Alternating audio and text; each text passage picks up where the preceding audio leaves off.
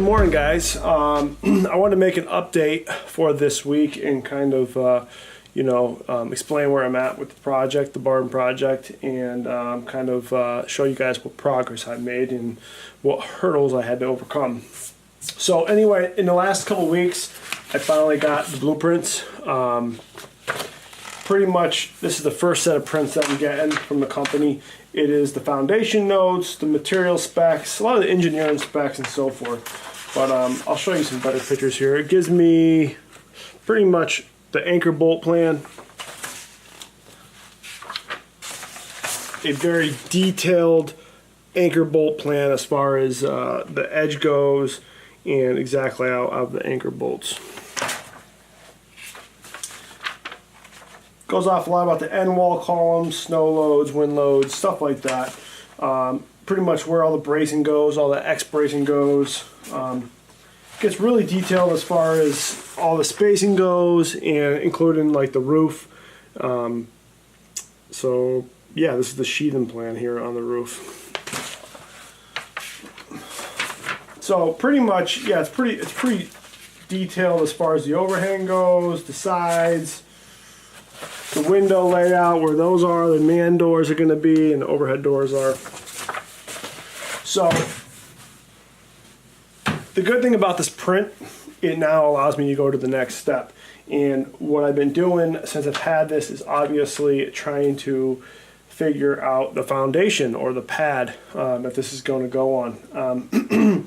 So one of the things with this is when I talked to the manufacturer and they kind of sold me on that, this can be built on a pad. And, little did I know, I wasn't sure because like I said, I'm very unexperienced when it comes to this. I was under the assumption that it could be done on a pad. That's how they sell it. And that's how these prints look. So I had to pretty much send this out to a couple concrete contractors who I'm subbing that out because obviously I can't do that. So I'm subbing out the concrete work, and I wanted to start getting back some estimates to see where I'm going to be.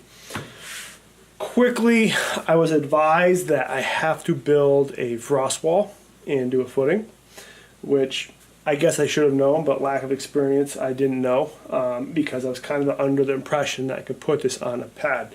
So real quickly, I learned that because I am in New England, in Connecticut, and we have very frozen weather, and we do have frost in our soil, that I need to have a frost wall, or else the walls will actually move on their own and actually, separate the building over time and can damage the building significantly. So it's very important that we actually dig below grade. Now, this is a steel building. It's not a post and beam, so it's not like I can just do a sonotube down and that would be sufficient. It's a little different because there is more weight and obviously the wind load and snow load for here in New England. So the concrete contractors very quickly went to the building department. The building department says, yes, you need to have a foundation or at least a frost wall, which is 42 inches below grade here in New England. Based on our soil types here in New England, and we have to do a footing as well. So right off the bat, kind of blew my budget. Obviously, I knew that's going to increase my budget. Concrete work is always expensive, and you never know what you're getting into. So kind of, just kind of let down and set back a little, but it's not the end of the world because I know it's the right way of doing it. And at the end of the day, I'm going to have a better product. So I'm okay with that. I'll just have to work a little harder and make a little extra money to make up for it on the back end. So with that being said, I am waiting for some bids to come back as far as the foundation and slab work goes. I am going with a smooth finish slab. It's going to be sealed with some kind of mesh, let it be fiber or metal mesh flooring to prevent it from cracks. Definitely going to put some lines in there, some relief lines so it doesn't crack. So I'm trying to figure all that out right now with the concrete contractors. But at least this print has allowed me to move forward in that step of the process, which is great. I've also taken this print and I brought it to my lumber yard. Who here in New England in this northern area, I use a company called Fredette, And the great people there with customer service are actually going through this print and going to give me a material list, because I plan on sheathing this whole building so I can do board and batten over that. So they're going to give me a whole material list of what I need for sheathing, what I'm going to need for pretty much house wrap, and I'm still trying to figure out how I'm going to do that as well, as far as the breathing room between the sheathing and the barn board and so forth. But they did confirm they do actually have rough cut pine 12-inch boards by whatever length I really want, which is great, because versus going to a, I guess, not a lumber yard, but I guess a guy who can cut me rough cut pine, you know, I'm going to need a lot of boards. So I don't want to, you know, deplete a stock out and not have enough to finish the building. I know Kelly Fredette can get more of the material, or at least order more for me to complete my building. So I think mathematically, when I do that, which will be another video down the road, it makes sense. I'm going to use 12-inch boards because the building's 56 by 36. By using 12-inch boards, it's easy math as far as, you know, calculating how many boards you have. But I just wanted to let you know I brought this to Kelly Fredette, and their guys are going to find me a materialist, which is going to help me, because trying to figure this out, I don't want to have a lot of waste, but also they'll deliver to site, so I don't need to go pick up. They'll deliver, they'll drop it on site, which will save me some time, and I will know I have enough material to complete the job. So that's in the works, and the concrete quotes are coming back, and also I made the next step of going to the surveyor. I have to get this surveyed out. It has to be exactly on my building lot, because it's very tight to the corner of my property. And so, you know, a little note on that. I've had some troubles with surveyors. The first thing I wanted to do really was I went back to town hall, got my original home prints, and located the surveyor who did my house. And I was hoping that they would have my print already on file, and I can use them. It would save me some more money, because I'm not really recreating a print. Unfortunately, that business is out of business, and I couldn't get hold of them. So Town Hall gave me a list of surveyors here. I've called the second one, who I've used in the past, and really didn't get much feedback other than, yeah, I can help you, but give me some time. The other one was like 2 months out. Another guy never returned my phone call. And then the fifth one, which looked like to be a little more professional company, jumped right on it and got on it that same week. So I'm excited. I sent over the prints. I do have a PDF of this as well that the manufacturer gave me. So I have it saved on my computer, and I can email it to contractors, which is a huge help. I do recommend that as well, getting a PDF of all these files. That way you do have them for life, but also when you're subbing things out and trying to get things done, you always have that PDF to email. So yeah, surveyor has my prints. They reviewed it, and they're going to come out and actually do the survey and really stake out the building corners.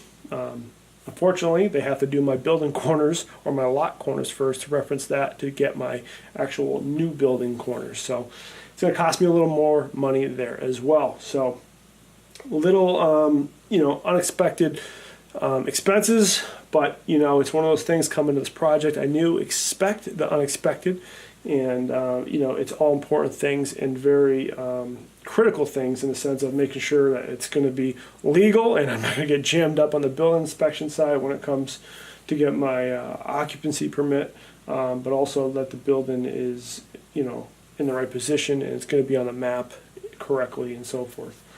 So all important things, some setbacks, some learning lessons, but hey, it's part of the game. I'm still excited, and you know, looking forward to move forward here, hopefully breaking ground by the end of the month. At least that's the goal. So let's go out to the yard, and I'll show you what the surveyors did. They actually came yesterday and staked it out. I went with 10-foot offsets, and if you don't know what offsets are, the concrete contractor will want the corners offsetted, so it allows them to have room to actually dig your foundation or do the construction site work, because obviously if the stakes are exactly in position, they can't run the equipment without hitting those. So the concrete contractors usually ask for, you know, an offset. Could be 10, 15, 20, 25 feet, whatever they really want. For my case, I asked the concrete contractors, and they said a 10-foot offset would be good for them. So you'll see in the yard here, the stakes are 10 feet away from the corners, and then that way, when they do break ground, they can run a line and mark their corners, dig it out, and still reference those corners from the offsets. So if you're ready, I'm ready. Let's go check it out. All right. So you can see here,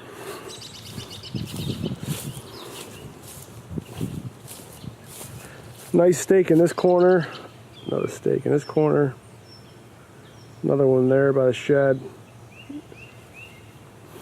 and another one over there. So as I talked about in the earlier videos, I wasn't sure where all this is going to land. I estimated based off my print, but obviously that was my measuring off a roller wheel and some measuring tape, and it wasn't the exact closest measurement, but it was close. But now I know exactly where this is going to land.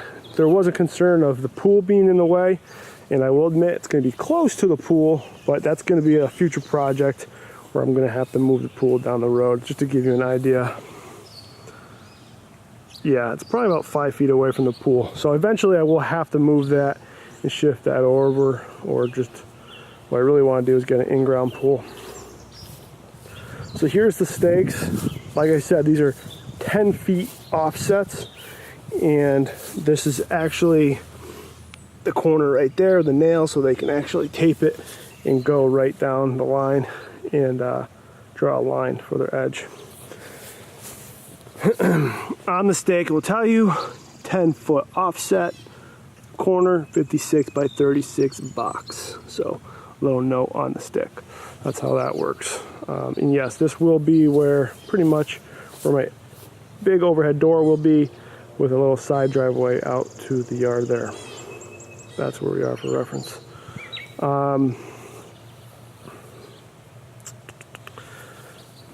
The only difference back here in this stake was I had to use an 8-foot offset because the shed is in the way. But these actually outside lines are exact.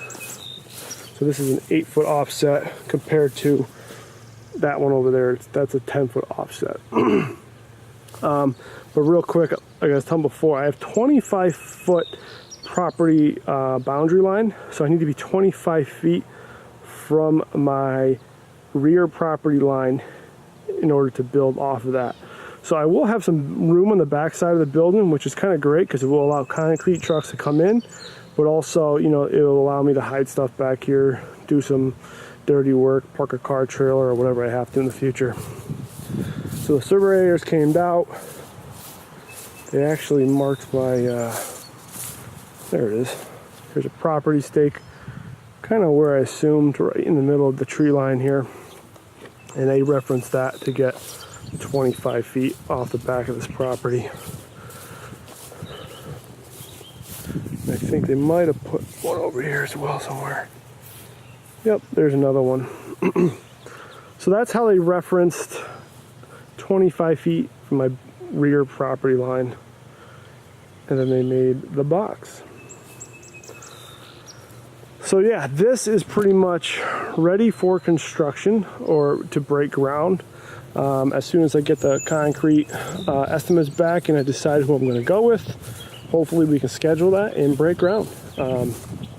Yeah, nothing too exciting here, but at least explains the concept and the process of where I'm at, what has to happen before you break ground on really any building. Just learning lesson is to try to figure out what your town requires. When I handed in the engineering prints originally to get a building permit, they didn't specify I needed a frost wall because they leave it up to the concrete contractor to provide all those engineering specs. So, little oversight, but not the end of the world. Like I said, it's gonna be a better building down the road. So I'm okay with that. Other than that, that's for today's or this week's progress. Hopefully soon, guys, I will have another update and we'll be breaking ground.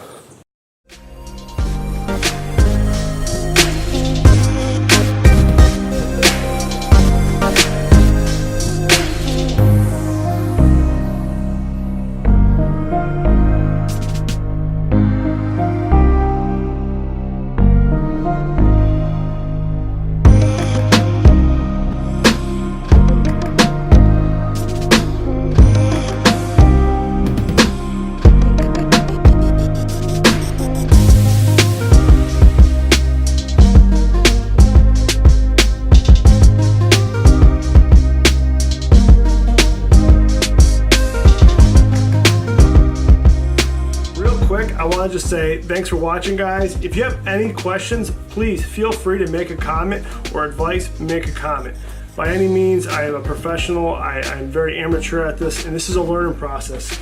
And the reason I'm sharing this with you is to kind of educate and explain to people who are possibly thinking of doing a building themselves, and you're like me and don't have experience, but you want to know the process, what it's going to take, so you guys can mentally prepare. That's why I'm sharing with you my process, and to obviously document my journey of building my little dream shop here. So thanks for watching. Make sure you subscribe, and if you want to know when you're going to when I actually post a new video, if you hit the bell in the corner near the subscribe button or wherever, you'll get an email notifying saying that I posted a new video. So if you're want to stay on top of this, hit the bell and you'll get notified when I put a new video up. Other than that, feel free to share it. It's cool with me, guys, and like I said, thanks, and I hope you guys enjoy and learn something from this.